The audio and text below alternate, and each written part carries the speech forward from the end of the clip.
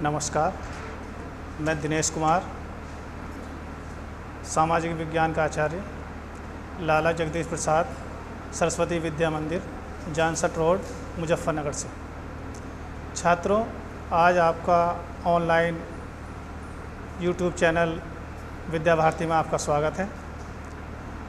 आपने अपने क्षेत्र में देखा होगा कि कुछ लोग भेड़ बकरियों के साथ आपको उन्हें चुगाते हुए कहीं मिल जाएंगे।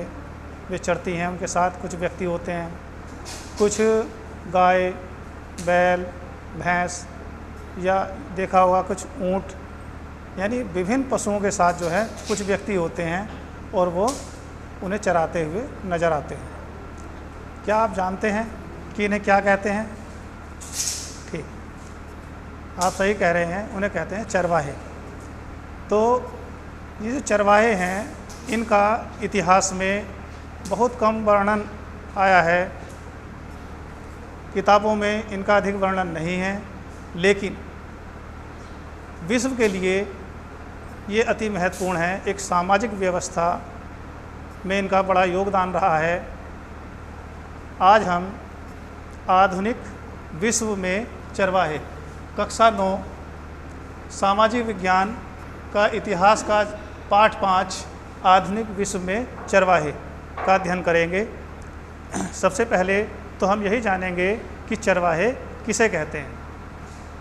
वे व्यक्ति जो अपने पशुओं के साथ उन्हें चराते हुए खानाबदोश स्थिति में मिलते हैं, अर्थात उनका स्थान जो है निश्चित नहीं होता है और वो पशुओं के साथ चलते फिरते रहते हैं। जहाँ उन्हें पशुओं के खाने पीने का स्थान मिल जाता है, उन्हें चारागाह मिल जाते हैं, वे ही चरवाहे कहलाते हैं। अर्थात जो पशुओं को चराते हुए घूमते फिरते हैं, वे चरवाहे हैं। तो सबसे पहले हम भारत में जो चरवाहे हैं उनका अध्ययन करेंगे, क्योंकि विश्व में अनेक क्षेत्रों में, अनेक देशों में हमें चरवाहे मिल जाते हैं। और कहते हैं कि जो अफ्रीका है, सबसे अधिक जनसंख्या में चरवाहे समुदाय अफ्रीका में रहता है। लेकिन पहले हम भारत का अध्ययन करेंगे कि भारत में कौन कौन से चरवाहे समुदाय रहते हैं। जैसे हम इस और देखेंगे, ये हमारा भारत का मानचित्र है। इस भारत के मानचित्र में अनेक स्थानों पर, जैसे पर्वतीय, मरुस्थलीय, पठारी या मैदानी क्षेत्र, इन क्षेत्रों में हमें चरवाहा समुदाय मिल जाएंगे। ये चरवाहे जो हैं वे अपने साथ बड़ी मात्रा में रेवड़ रखते हैं। रेवड़ का अभिप्राय होता है पशुओं का समुदाय, अर्थात गाय, बैल, भैंस, भेड़, बकरी, उनका जो झुंड होता है उसे रेवड़ कहते हैं। तो जैसे ये कश्मीर का क्षेत्र है, आपका जम्मू कश्मीर, हिमाचल प्रदेश, ये पर्वतीय क्षेत्र है। तो इस पर्वतीय क्षेत्र में रहने वाले पर्वतीय चरवाहे कहलाते हैं। कुछ मरुस्थलीय क्षेत्रों में रहते हैं और कुछ पठारी क्षेत्रों में रहते हैं, कुछ मैदानी क्षेत्रों में रहते हैं। हम उनका ही आज विस्तार से अध्ययन करेंगे। सबसे पहले हम देखते हैं पर्वतीय क्षेत्र। पर्वतीय क्षेत्र का एक चरवाहा समुदाय है जिसका नाम है गुज्जर बकरवाल। गुज्जर बकरवाल समुदाय जो है 19वीं सदी में जम्मू कश्मीर में आया था। वह विदेशी जाति थी जो पशुओं को चराते चराते अपना जम्मू कश्मीर क्षेत्र में आ गया और यहीं का होकर रह गया। यह जो चरवाहे हैं गुज्जर बकरवाल, ये जम्मू कश्मीर क्षेत्र में निवास करते हैं। इनका जो आवागमन है वह सर्दी और गर्मी, अर्थात मौसम के अनुसार होता है। मानसून की स्थिति को ध्यान में वे रखते हैं। जो जम्मू कश्मीर की ऊंची चोटियां होती हैं वे वहाँ निवास करते हैं। जब गर्मियाँ होती हैं तो वे ऊपर पर्वतीय क्षेत्रों में निवास करते हैं, लेकिन जब सर्दी का मौसम आता है तो वो नीचे की ओर शिवालिक की श्रेणी में आ जाते हैं। ये गुज्जर बकरवाल भेड़ बकरियों के बड़े बड़े रेवड़ अपने पास रखते हैं तथा काफिलों के रूप में चलते हैं। काफिले से अभिप्राय होता है कि मानव समूह जिसमें बच्चे, उनकी स्त्रियां और जो युवा होते हैं वे सब जो हैं मिलकर जब चलते हैं तो उसे काफिला कहते हैं, अर्थात मानव का समूह। तो ये गर्मी और सर्दी के अनुसार पलायन करते हैं। जब सर्दियां होती हैं तो ये ऊपर से नीचे की ओर शिवालिक की श्रेणी में आ जाते हैं। ऐसा ये क्यों करते हैं? इसका सीधा सा एक वे है कि जो शरद ऋतु आती है, सर्दी आती है, उस समय पर जो पहाड़ों की चोटियाँ होती हैं उन पर बर्फ़ जम जाती है और जो घास होती है वो समाप्त हो जाती है। तब ये ऊपर से नीचे की ओर शिवालिक श्रेणी में आ जाती हैं और शिवालिक श्रेणी में जो वहाँ पर सूखी झाड़ियाँ होती हैं वहाँ पर इनके पशु जो हैं वहाँ से चारा प्राप्त करते हैं और सर्दियाँ यहाँ बिताते हैं शिवालिक श्रेणी में। जब ग्रीष्म ऋतु आती है और ऊपर पर्वतों पर जो बर्फ़ होती है वह पिघल जाती है, बर्फ़ पिघलने पर पुनः वहाँ पर हरियाली छा जाती है और अंकुरित जो पेड़ पौधे होते हैं, जो घास होती है वह हरी मुलायम घास उनके पशुओं के लिए बहुत अच्छी होती है। तब ये गर्मी आने पर पुनः अपना पलायन कर देते हैं, अब नीचे से ऊपर की ओर चले जाते हैं और फिर ये ऊपर पर्वतीय क्षेत्रों में रहने लगते हैं। अर्थात ये मॉनसून के अनुसार ऊपर नीचे सर्दी और गर्मी के हिसाब से अपना पलायन करते हैं। कहाँ रहते हैं ये रहते हैं जम्मू कश्मीर में। ठीक है। फिर दूसरा एक पर्वतीय समुदाय है, वह हमारा है हिमांचल, मेरे निवास करने वाला गद्दी समुदाय हिमांचल क्षेत्र में निवास करता है। यह भी हमारा जो पशु पालन करने वाला चरवाहा समुदाय है, यह गर्मी और सर्दी के अनुसार ऊपर से नीचे की ओर पलायन करता है। जब गर्मियाँ होती हैं तो यह ऊपरी क्षेत्रों में अपना पशुओं के साथ रहते हैं और जब सर्दियाँ प्रारंभ आने वाली होती हैं तो ये अनुमान लगाकर नीचे की ओर शिवालिक श्रेणी में आ जाती हैं। लेकिन इसमें थोड़ा सा अंतर ये होता है कि ऊपर यानी उच्च पर्वत से जब ये शिवालिक श्रेणी की ओर चलती हैं तो बीच में मध्य में दो गांव पड़ते हैं, लाहौल और स्पीति। लाहौल स्पीति स्थान पर ये रुकते हैं और वहाँ पर खेती करते हैं। खेती यानी जब सर्दियाँ प्रारंभ हुई तो ये यहाँ पहले ही चलना प्रारंभ कर देते हैं और लाहौल और स्पीति नामक गांव में रुकते हैं। वहाँ पर ये गर्मियों की फसल को तैयार करते हैं तथा सर्दियों की फसल को काट लेते हैं। फिर यहाँ रुक करके फिर जब सर्दियाँ और पड़ने लगती हैं तब ये शिवालिक श्रेणी में चले जाते हैं। जब पुनः गर्मी प्रारंभ होती है तब ये फिर पलायन करते हैं और फिर अपने स्थान लाहौल और स्पीति पर्वतीय क्षेत्रों में उन गांवों में रुकते हैं और जो उन्होंने पहले फसल बोई थी उस फसल को काट लेते हैं। इस प्रकार से ये गर्मी और सर्दी के मध्य में लाहौल और स्पीति क्षेत्र में रुकते हैं, वहाँ पर कृषि कार्य करते हैं और पुनः ये ऊपर की ओर पलायन कर जाते हैं। अर्थात ये जो गद्दी चरवाहा समुदाय है यह चरवाहे के साथ साथ कृषि कार्य भी करता है और अपने खाने पीने के लिए अनाज इत्यादि उगाता है। इनके साथ जो है जो भेड़ होती हैं, बकरियां होती हैं, वो भी इनके साथ ऊपर नीचे चलती रहती हैं। हमारा जो तीसरा चरवाहा समुदाय है वह गुज्जर समुदाय। यह गढ़वाल और कुमाऊं क्षेत्र में निवास करता है। गुज्जर जो समुदाय है यह भी गुज्जर बकरवाल यानी जम्मू कश्मीर से ही यहाँ आकर बसा है। ये जो इसका जो आवागमन है ऊपर से नीचे की ओर वह भी सर्दी और गर्मियों के अनुसार होता है।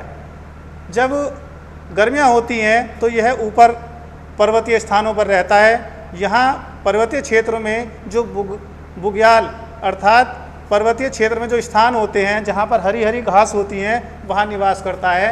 ये ग्रीष्म काल में बुग्याल पर्याप्त मात्रा में पाई जाती है, वहाँ इनके पशु भोजन प्राप्त करते हैं। जब सर्दियाँ प्रारंभ होती हैं तो ये उच्च पर्वतों से निम्न यानी शिवालिक श्रेणियों में चले जाते हैं। हिमालय पर्वत की जो सबसे निचली श्रेणियाँ हैं, वे शिवालिक श्रेणियाँ हैं, वहाँ पर आ जाते हैं। इस प्रकार से ये गुज्जर बकरवाल जो है गर्मी और सर्दी के अनुसार ऊपर नीचे पर्वत श्रेणियों में आते हैं।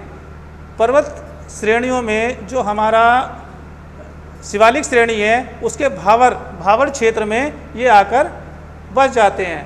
यहाँ की जो मुख्य जातियाँ हैं जो चरवाहा समुदाय में हैं, जैसे भोटिया, शेरपा, किन्नौरी आदि जो हैं, वह मुख्य यहाँ की प्रजातियाँ हैं गुज्जर चरवाहा की। ये भावर क्षेत्र में निवास करती हैं। अब भावर क्या होता है? भावर से हमारा अभिप्राय होता है कि शिवालिक श्रेणी यानी जो पर्वतीय क्षेत्र है और मैदानी क्षेत्र है, पर्वतीय क्षेत्र और मैदानी क्षेत्र के बीच का जो क्षेत्र होता है उसे भावर कहते हैं।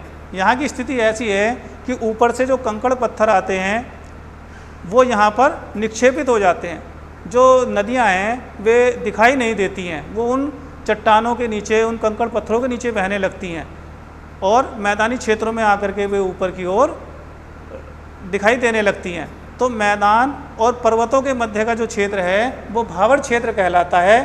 इस भावर क्षेत्र में ये आकर बस जाते हैं। यहाँ पर पर्याप्त मात्रा में इन्हें हरियाली मिलती है, पेड़ पौधे मिलते हैं, घास मिलती हैं। जहाँ पर इनका जो पशु समूह होता है, रेवड़ होता है, उसे चारा प्राप्त हो जाता है। जब गर्मियाँ आती हैं तो गर्मियाँ आने पर ये पुनः ऊपर की ओर चलने लगते हैं और फिर पर्वतीय चोटी पर यानी बुग्याल क्षेत्र में चले जाते हैं। इस प्रकार से ये हमारा गुज्जर बकरवाल, गद्दी, गुज्जर आदि जो हैं ये मौसम के अनुसार, सर्दी गर्मी के अनुसार जो है ऊपर और नीचे आते हैं। और इस तरह से भेड़ बकरियों के साथ अपने पलायन करते रहते हैं चरवाहा समुदाय। ये तो वह पर्वतीय। अब हम देखते हैं महाराष्ट्र, जो हमारा महाराष्ट्र राज्य है, ये क्षेत्र, इस महाराष्ट्र में धंगर एक चरवाहा समुदाय है। वह इस महाराष्ट्र के पठारी भाग यानी महाराष्ट्र के मध्य क्षेत्र में एक पठारी, तो यहाँ पर धंगर जाति रहती है, यहाँ निवास करती है। और यह जाति जो धंगर है, चरवाहा समुदाय भेड़ बकरियाँ बड़ी मात्रा में पालता है। ये अनुपजाऊ क्षेत्र है, यहाँ वर्षा नहीं होती है, लेकिन बाजरा जो है उसकी विशेषता है कि वो अनुपजाऊ भूमि होता है। तो इस मध्य पठारी क्षेत्र में यह बाजरा बोते हैं, उसकी फसल काटते हैं। लेकिन जब मानसून अर्थात बरसात आने वाली होती है, इस क्षेत्र में, मध्य क्षेत्र में वर्षा होने वाली होती है, तब ये कोंकण क्षेत्र की ओर अर्थात तटीय क्षेत्र की ओर चलने लगते हैं। 1 महीना चलते हैं और ये कोंकण, यह जो क्षेत्र है, ये क्षेत्र देख रहे हैं, कोंकण क्षेत्र है, इस क्षेत्र में पहुंच जाते हैं। अर्थात यहाँ पर ये खरीफ की फसल जो है उसे काट रहे होते हैं। इस खरीफ की फसल को काटते समय यहाँ के किसान बहुत खुश होते हैं, क्योंकि ये जो धनगर समुदाय है वह यहाँ पर आ जाता है अपने भेड़ बकरियों के साथ। भेड़ बकरियों की एक ख़ास विशेषता होती है कि वह सर्दी ज़्यादा, मतलब जो है बरसात अर्थात नमी क्षेत्र और वर्षायुक्त क्षेत्र उनके लिए उपयुक्त नहीं है, तो इसलिए ये सूखे में रहते हैं। यहाँ वर्षा यहाँ होने लगती है पठारी क्षेत्र में, तो ये पलायन कर जाते हैं तटीय क्षेत्र की ओर जहाँ वर्षा नहीं होती है। खरीफ की फसल जब किसान काटते हैं तो वहाँ पर ठुट अर्थात जो फसल होती है, जैसे गेहूँ है, चावल है, उनके साथ जो फसल कट जाती है तो ऊपर की फसल काट ली, नीचे जो ज़मीन में उनकी जड़ें होती हैं उसे ठूट कहा जाता है। अर्थात जो भेड़ बकरियां हैं उन्हें बड़े चाव से खाती हैं। तो एक तरह से इस महाराष्ट्र का जो तटीय क्षेत्र है, इस क्षेत्र के किसान इनका स्वागत करते हैं और बदले में इन्हें अनाज देते हैं, चावल देते हैं।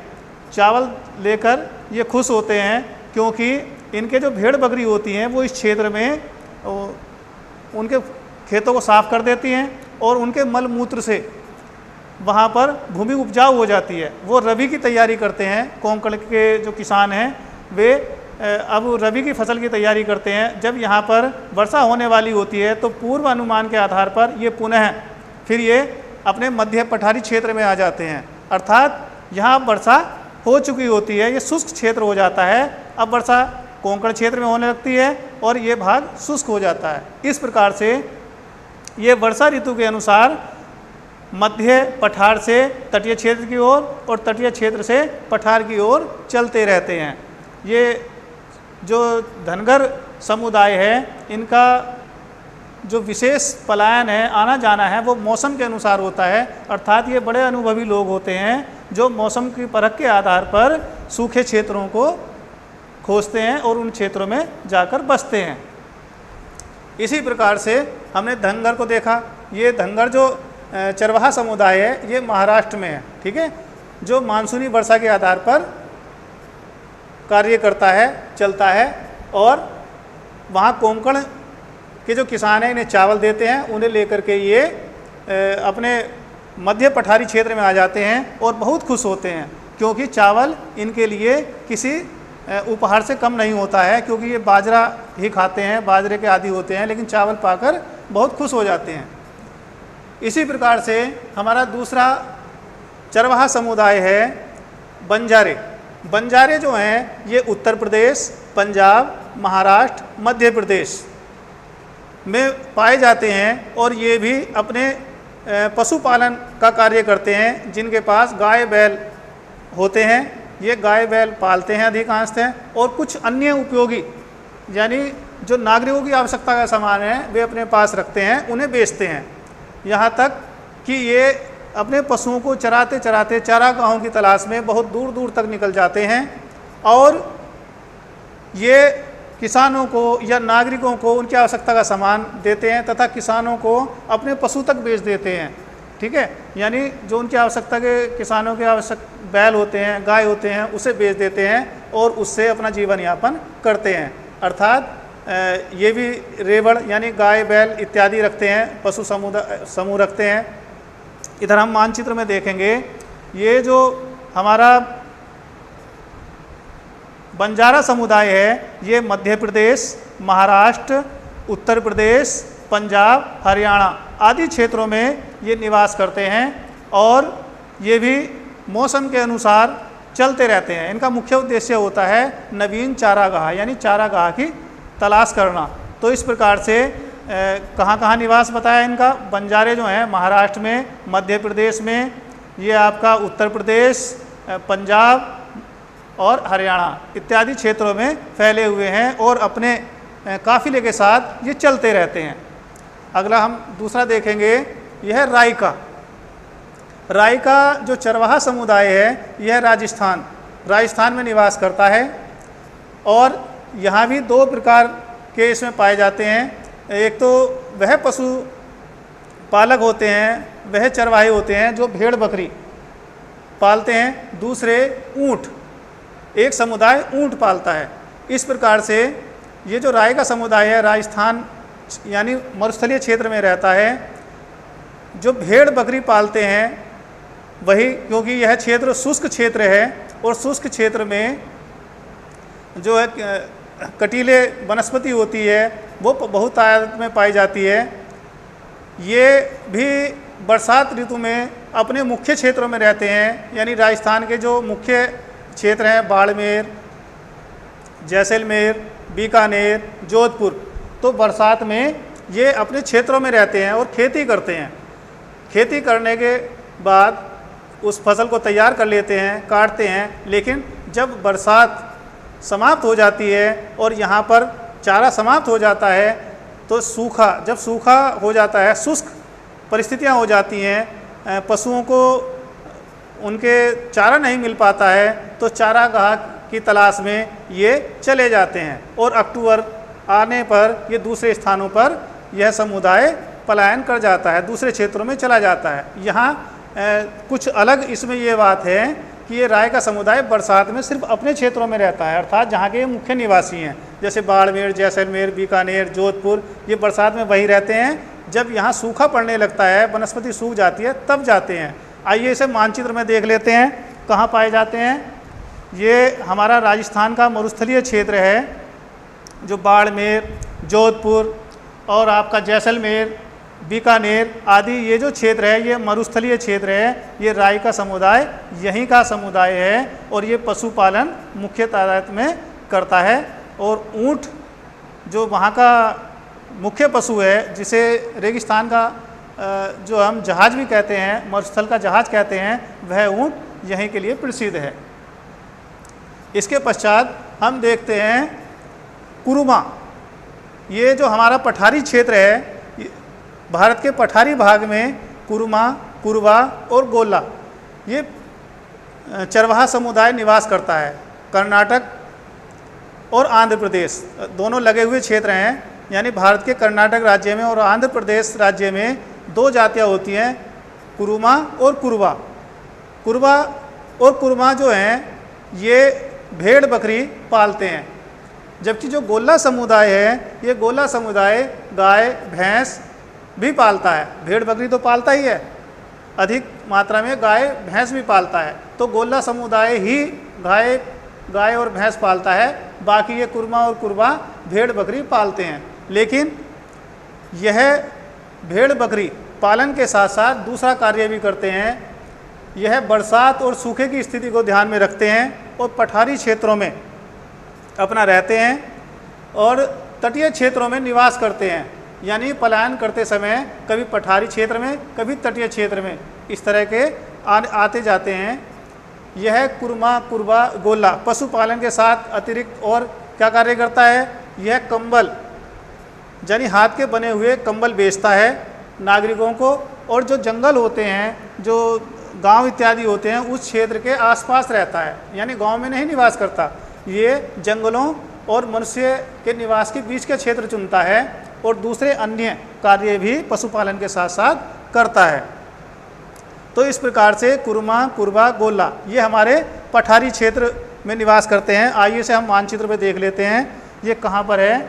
ये हमारा कर्नाटक राज्य है और ये हमारा आंध्र प्रदेश राज्य है। ये दोनों कर्नाटक और आंध्र प्रदेश, यहाँ पर कुरमा, कुरबा और गोला जाति निवास करती है।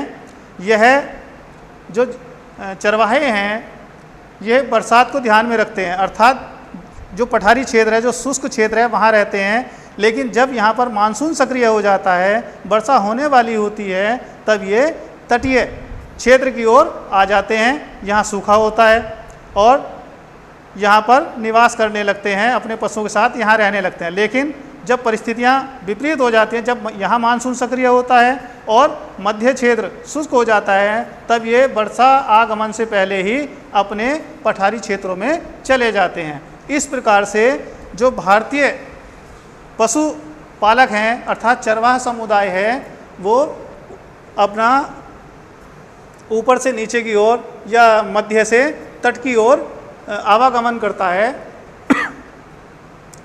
यह जो चरवाहा समुदाय है, जो रेवड़ रखता है, पशु पालता है, अन्य दूसरे कार्य भी करता है, इसका ब्रिटिश काल में कुछ विपरीत प्रभाव पड़ा है। लेकिन सबसे पहले हम जानेंगे कि ये गुज्जर, गद्दी और गुज्जर बकरवाल, धंगर, बंजारे, रायका, कुरमा, कुरबा, गोला, ये जो पशु पालक हैं, जो चरवाहे हैं, ये इन्हें सामने क्या परिस्थितियाँ होती हैं, ये किस विशेष चीज़ का ध्यान रखते हैं। सबसे पहले आवागमन के समय इन्हें ध्यान रखना होता है कि इन्हें किस इलाके से गुजरना है, अर्थात ये अपने काफिले को लेकर, पशुओं को लेकर किस मार्ग से जाएंगे, उस चीज़ का इन्हें विशेष ध्यान रखना होता है, मार्ग चुनना पड़ता है।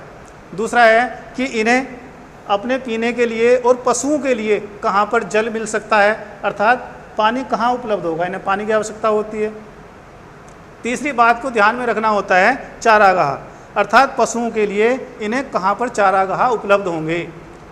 फिर चौथी बात ध्यान में रखते हैं कि जाने का सही समय, यानी मौसम विशेषज्ञ होते हैं और ये अनुमान लगा लेते हैं कि किस समय इन्हें चलना है, अर्थात वर्षा ऋतु कब आने वाली है, कब सर्दी आने वाली है, कब गर्मी आने वाली है। तो ये एक तरह से मौसम विशेषज्ञ होते हैं, पूर्व अनुमान के आधार पर ये चलते हैं। पांचवा, इन्हें ध्यान रखना होता है कि किन इलाकों से इन्हें गुजरना है, क्योंकि सभी इन्हें जाने की इजाज़त नहीं देते हैं, अर्थात किन इलाकों से गुजरने की इन्हें छूट मिल सकती है, क्योंकि जो जनता है वो इनका विरोध भी कर सकती है, तो इन्हें मार्ग चुनना पड़ता है जहाँ पर जनता इन्हें गुजरने दे, रास्ता दे। छठी बात है कि रास्ते में पड़ने वाले लोग और जो किसान हैं उनसे इन्हें सही संबंध बनाने पड़ते हैं, अर्थात सामाजिक ताकत इन्हें विशेष ध्यान रखना पड़ता है कि परस्पर जो संबंध हैं इनके मधुर रहें, अर्थात कटु संबंध न बने। कहने का अभिप्राय ये है कि ये चरवाहा समुदाय अपने पशुओं का ध्यान के साथ साथ मौसम का ध्यान रखता है, खाने पीने की चीज़ों का ध्यान रखता है, और जहाँ पर ये जा रहे हैं उन लोगों से इन्हें संबंध बनाने पड़ते हैं कि मधुर संबंध बने, ताकि इन्हें कोई दिक्कत ना हो या उनको कोई दिक्कत ना हो, एक दूसरे का ये ध्यान रखते हैं। ब्रिटिश काल में इस चरवाहा समुदाय में अत्यधिक परिवर्तन आया। क्या? ब्रिटिश सरकार से हमारा अभिप्राय है उपनिवेशिक काल, अर्थात जिस समय ब्रिटेन का भारत पर अधिकार हो गया और उसने भारत को अपना उपनिवेश बना लिया, अर्थात एक शक्तिशाली देश ने अपने से कमज़ोर देश पर अपना अधिकार कर लिया और उसके जो संसाधन होते हैं जैसे मनुष्य है, वनस्पति है, भूमि है, उसको अपने उपयोग, अपने लाभ के लिए प्रयोग करता है। तो जो ब्रिटिश शासन था उसने औपनिवेशिक काल में कुछ अधिनियम पारित कर दिए, कुछ ऐसे अधिनियम पारित किए कि इस जो समुदाय है, ये पशुपालक हैं, चरवाहा समुदाय हैं, इनकी ज़िंदगी ही बदल गई, क्योंकि ब्रिटिश सरकार ने जो कानून बनाए उनका सिर्फ एक ही उद्देश्य था, अधिक से अधिक लाभ लेना, कि वो किस प्रकार से अधिक लाभ ले सकते हैं, धन कमा सकते हैं। तो हर कानून के पीछे वो धन कमाना चाहते थे। इनमें से कुछ अधिनियम है, जैसे प्रतिभूमि अधिनियम। प्रतिभूमि अधिनियम से हमारा अभिप्राय है कि ब्रिटिश सरकार ऐसी भूमि जिस पर खेती नहीं होती थी उसे वह बंजर समझती थी, अर्थात उपयोग का नहीं समझती थी। उसका उद्देश्य था कि इसे उपयोगी बनाया जाए। जैसे चरवाहे चारागाह की तलाश में रहते थे, उन्हें पशुओं को चराते थे, तो चारागाह का उनके लिए कोई महत्व नहीं था। वे तो चाहते थे कि किसी प्रकार से उन्हें ज़्यादा से ज़्यादा धन की प्राप्ति हो। तो इस प्रकार से उन्होंने बेकार भूमि को उपयोगी बनाने के लिए अधिनियम बनाया और यह भूमि ठेके पर दी जाने लगी, अर्थात उसे खेती योग्य बनाने में उन्होंने ये नियम बनाया। दूसरा है वन अधिनियम। वन अधिनियम ब्रिटिश सरकार ने कुछ ऐसे नियम बना दिए कि आरक्षित और अनारक्षित, अर्थात वनों का एक ऐसा क्षेत्र जहाँ पर बहुमूल्य लकड़ी जैसे साल, सागौन आदि लकड़ियाँ थीं, उनको वन आरक्षित क्षेत्र घोषित कर दिया, क्योंकि ये जो हमारे चरवाहा समुदाय थे ये वनों में ही निवास करते थे। तो इनका मानना था कि इनके जो पशु होते हैं या ये जो समुदाय होते हैं ये उनका उपयोग करते हैं, अर्थात उनके पशु उन पेड़ पौधों की कोपलों को खा लेते हैं, नए पौधे नहीं उग पाते हैं, और जो चरवाहा समुदाय है वह भी लकड़ियों को काटता है, ईंधन के रूप में प्रयोग करता है। तो उसने वन अधिनियम के द्वारा दो प्रकार के वन बना दिए, आरक्षित और अनारक्षित। आरक्षित वन में चरवाहा समुदाय पूर्णतः प्रतिबंध लगा दिया गया कि कोई भी चरवाहा समुदाय इन क्षेत्रों में निवास नहीं करेगा, अर्थात जहाँ पर जो पेड़ पौधे हैं जो बहुमूल्य लकड़ी देते हैं उस क्षेत्र में ये चरवाहा समुदाय नहीं जा सकते थे, क्योंकि ब्रिटिश काल में ट्रेन अर्थात स्लीपर जो रेलगाड़ी होती है उसके मार्ग के लिए बड़ी मात्रा में लकड़ी की आवश्यकता थी। तो वो उन्होंने ऐसे वनों को आरक्षित कर दिया, वहाँ पर अब ये समुदाय नहीं रह सकता था। दूसरा जो वन क्षेत्र था वह ऐसा क्षेत्र था जिसमें परमिट दिया जाता था, अर्थात ये जो हमारे चरवाहा समुदाय हैं ये जा सकते थे, लेकिन उस पास के ऊपर उनके जाने की और आने की तिथि लिखी होती थी। इस प्रकार से इनका जो जीवन है अब प्रतिबंधित हो गया। तीसरा, इन्होंने एक कानून बनाया अपराधी जनजाति अधिनियम। ब्रिटिश सरकार का स्पष्ट रूप से यह मानना था कि जो व्यक्ति एक स्थान पर निश्चित भूमि पर रहते हैं उन पर शासन करना सरल है, उनसे कर प्राप्त करना सरल है, लेकिन ऐसी जनजातियां, ऐसे व्यक्ति जो एक स्थान पर नहीं रहते हैं, कभी कहीं रहते हैं, कभी कहीं रहते हैं, उन पर शासन नहीं किया जा सकता है। उनसे उन्हें कर प्राप्त करने में बहुत दिक्कत होती थी। तो इस प्रकार से इन्होंने एक अधिनियम बनाया, अपराधी जनजाति अधिनियम, अर्थात ऐसी जनजातियों को अपराधी घोषित कर दिया जो एक स्थान से दूसरे स्थान पर जाती थी। अब इन्होंने उन्हें अपराधी घोषित किया कि अब जो जाति एक स्थान से दूसरे स्थान पर जाएगी उसे अपराधी की श्रेणी में रखा, उन्हें जेलों में डाला जाएगा।